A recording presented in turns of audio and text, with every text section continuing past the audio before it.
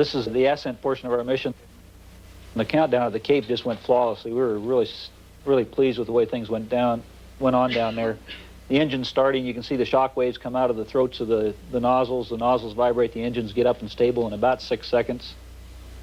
Solid rocket motors fire, and we're off. And for a new guy doing this the first time, it's really a thrill. And that thing feels like being on a rough train while the solid rocket motors are firing. If y'all have been on a rough railroad track, that's about what it feels like. And it's a very interesting ride. You can function normally. And right before we lifted off, Crip said, "Get ready for the ride of your lives," and he was right. It's the ride of your life. It's still really a big thrill on your third time, too. One of the neat things about this mission was we're going to do direct insertion into orbit, so we didn't do an orbital maneuvering system one burn right after the main engine's cut off, so we're going right into orbit off the pad, and we're going up 250 miles, so the trajectory and everything was a little bit different, and it made a real interesting ride out of it. The solid rocket motors, the engines and everything just are magnificent. We didn't have a glitch the whole ascent, which is really nice. You don't want any glitches when this kind of stuff's going on outside your window. We all kept on watching Crip make sure this is the way it's really supposed to be. Yeah. Okay, solid rocket motors separated. You saw the plumes from the separation motors. Those fog up our windows pretty good up in front. They put a haze on the forward windows when they go off, and you get a nice flash in the windows, but it's a nice smooth separation. This is letting the bees out of their little house here, kind of.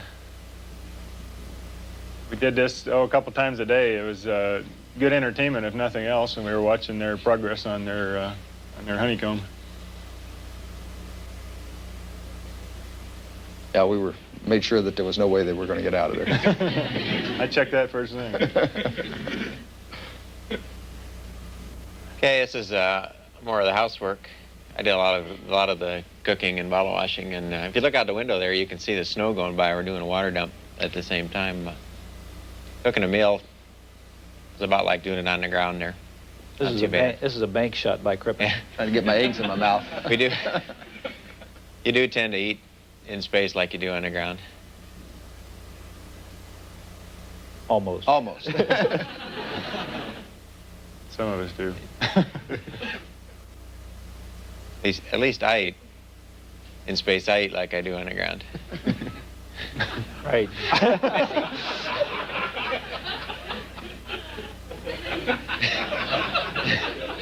So did Ox. So did Ox. That was the real rotating grapple on board. Yeah, we gave us time to play up there, too. Yeah. Well, in this particular sequence, we're showing how we prepare a meal. And we divided these tasks up among all the crew members. Dale usually wound up doing breakfast because nobody was quick enough for him. Making meals is a fairly easy task on orbit. All you had to do is essentially like, it's very good, essentially like backpacking. You essentially add water to the food, and it was very good. I'll let Rick describe what we're doing here. Well, at the risk of endorsing a product, that's an interesting physical demonstration on orbit of the fact that things really are weightless. That's how the crew was rewarded when we did something properly. Right. Rick would release another handful. Since Anna did more things right than anybody, she got most of them.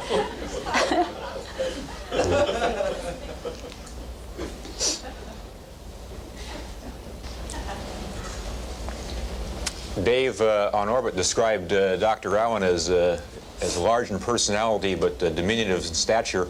Whenever his personality got a little bit too large, we would stuff him away in a locker for a few hours, and then when a task needed to be done, it was my job to go down and get him out.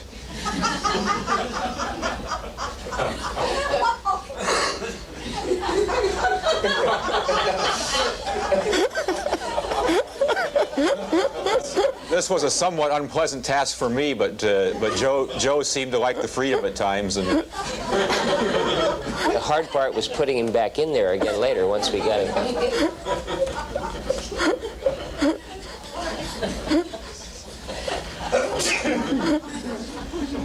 And here's Gordon getting ready for one of the many burns with our smaller orbital maneuvering system rocket engines. Here you see us maneuvering Attitude and the small Attitude jets firing.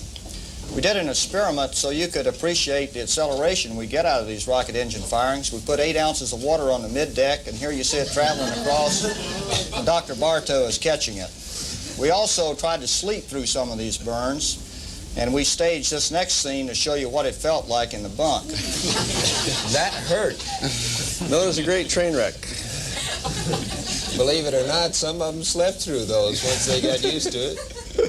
Here we're setting up for an on-orbit OMS burn. We're getting some things ready in the middeck. There's the OMS engines firing out the back, and now watch what happens in the middeck. That's 1/16 of a G. Each of the OMS engines is 1 foot per second squared for a total of 2 feet per second squared, and that 1/16 of a G felt like a lot to us after being up there for 3 or 4 days. And you can see the acceleration on the tape. It keeps wanting to go back towards the aft bulkhead because we're accelerating forward towards the left of the screen. Here we can see the left OMS engine burn, and that's just the startup. The burn lasts for a little while, and this is what it looks like in the middeck. And Jerry made it right into the airlock, and we collected all those pieces. Here's a picture of Gordo establishing himself in that area, and why don't you move the coat there, Gordo, and get it out of the way. Thank you. And, of course, one of the things Gordo had to do was brush his hair every morning.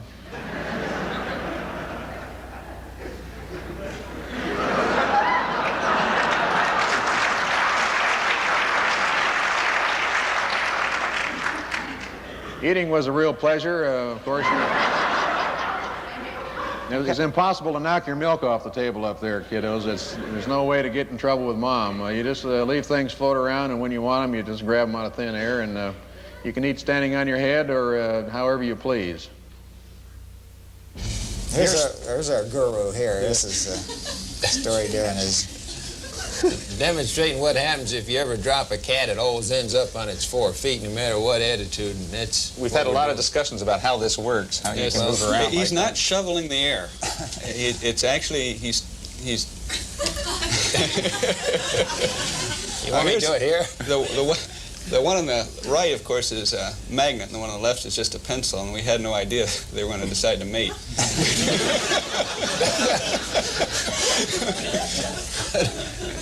We're still waiting the results of that. Gordo practicing his landing technique, get ready for re-entry. Looks like we're lost in space there. That's right.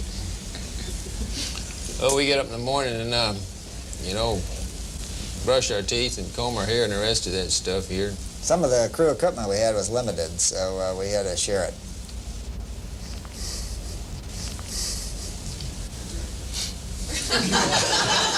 You're not allowed to laugh.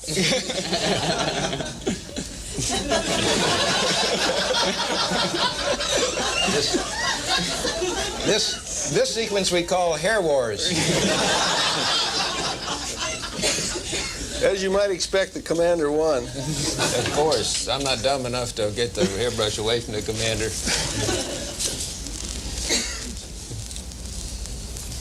This next scene is not staged. This is a real teleprinter message. We set a new record on this flight for the amount of teleprinter messages sent up. Every single rev on the night side, they send up a new detailed plan for the scientists here to accomplish on the next solar pass. And that was an actual message, all full of fine print, that fortunately for me, all I had to do is take it up to the upper deck and pass it out to the people who really had to read it. We recorded a new space first on this flight. We ran out of teleprinter paper after 5.5 days. It's the first time this happened. And Story Musgrave changed out the paper roll in space for the first time. But the hairbrush one wasn't staged either, Lord.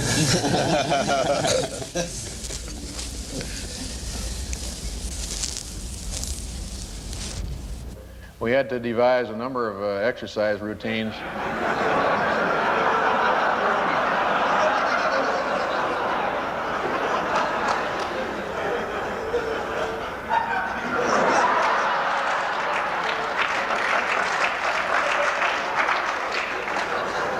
A little weightlifting and balancing act here.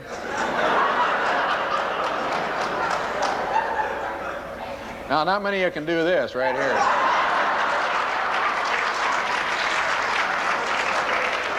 He doesn't put them on one leg at a time like everybody else.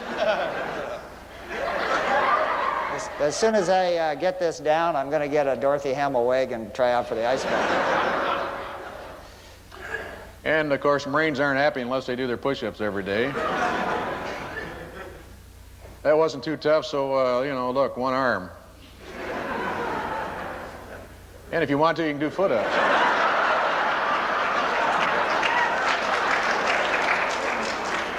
Now, if you really got frustrated, you could do this. Here we are sitting down for supper. We had trays. You can see some of the food stuck to the back there. We had trays that we could position on our laps, Velcro, and then set our food in them. As Steve pointed out, this zero gravity adds new meaning to the term pass the potatoes. They float them all the way across the cabin. The menu was quite varied and really pretty good. People accused me, we had color code, and people accused me of always having my color on everything.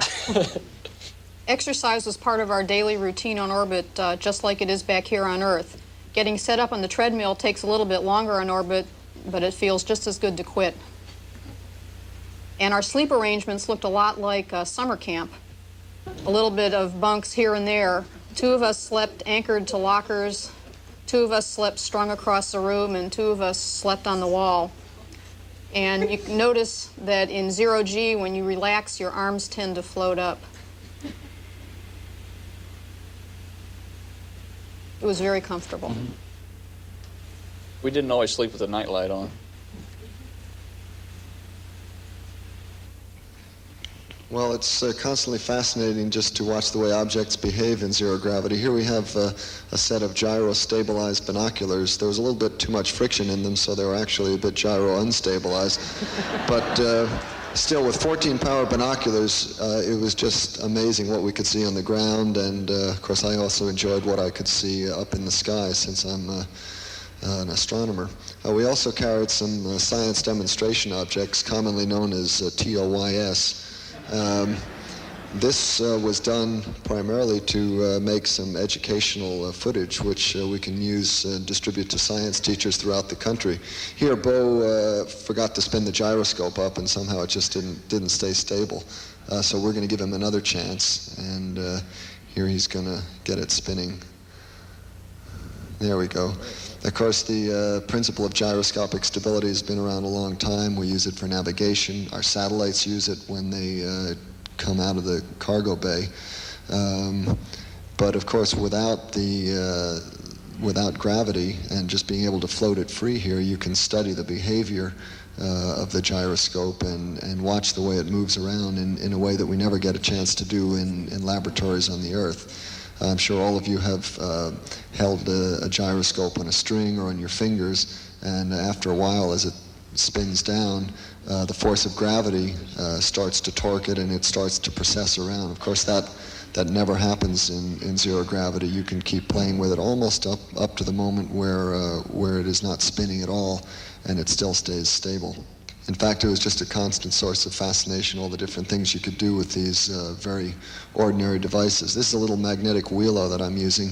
Normally on the Earth, you start this with gravity. I found it was pretty easy to start it up using centrifugal force. This one, as long as I was holding it, behaved pretty much the way it did on the Earth. But as soon as you let it go, then it does all sorts of neat things. And here comes Mr. Yo-Yo. I've had a lot of discussions with physicist friends of mine about whether the yo-yo was going to work, and it worked fabulous. You could do it fast, you could do it slow, you could do it to the ceiling. That's the famous oi-oi. Dave did flying saucers around the moon. He's a real champ, and if they don't let him into the Yo-Yo Association of America, there's just no justice in the world. Putting the jacks here, there was constant danger of massive explosions if the ball came back in the wrong place. We managed to go through without ever losing the jacks, and although it's not on film, Ray did manage to do her 12s by the end of the flight. If you let a paper airplane just float, it's pretty much carried away by the air currents in the shuttle, as you see here. And so it really doesn't take very much force just to start it on the most beautiful flight that you've ever seen of any paper glider. Hope you like our home movies so far. The paddleball behaved a lot like it does on Earth in that you can paddle it in nearly any direction if you're clever enough. I'm not sure I am clever enough to keep it going in each direction, and, as you can see here. So the ins and outs, ups and downs were about the same. It's a little harder to do, let's see, to do this trick on Earth.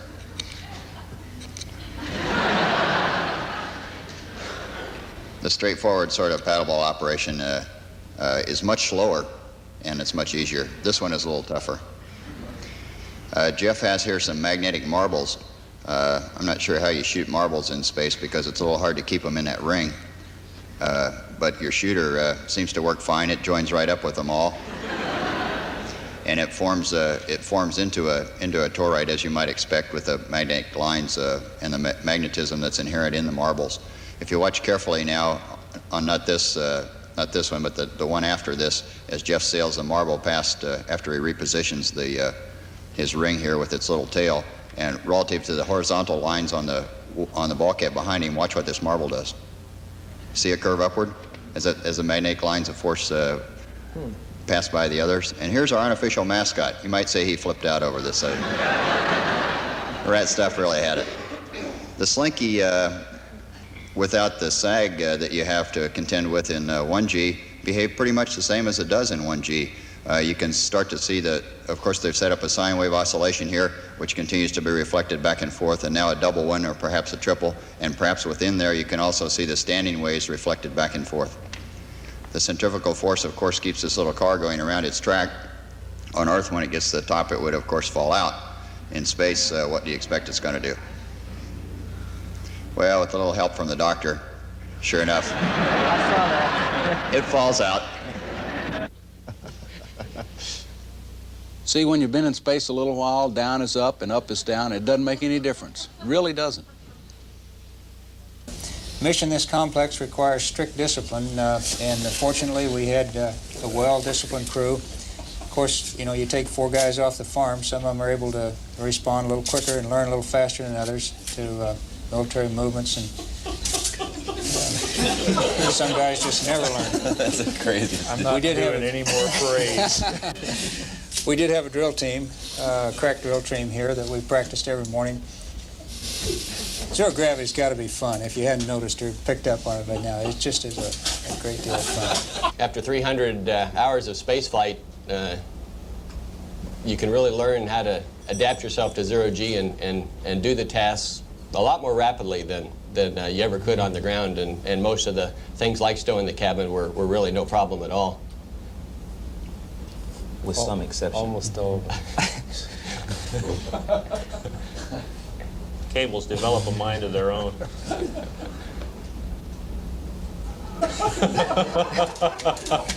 This helps you understand why we didn't break the camera. I got it. The real difficulty of this scene was holding the camera still while he was trying not to giggle at Steve. Well, in the words of an old philosopher, it ain't over till it's over, and I guarantee it's not over yet because we still have to land. And here we are at runway 15 at the Kennedy Space Center. Good calls from the folks in the air and on the ground. John Young, weather pilot. The weather was good to the north, so we landed with a slight tailwind. And coming down here at 300 feet, Dave deployed the landing gear. And the orbiter flew beautifully, just as we trained for it to fly in the shuttle training airplane. Look at the vortexes being shed off the wingtips there, and when we touch down, you can see how the smoke from the tires gets caught up in those vortices. Real pretty picture. Touchdown was at about 190 knots, understand about 2,700 feet down the runway, and we used a total of 93 to 9,500 feet of runway during the rollout.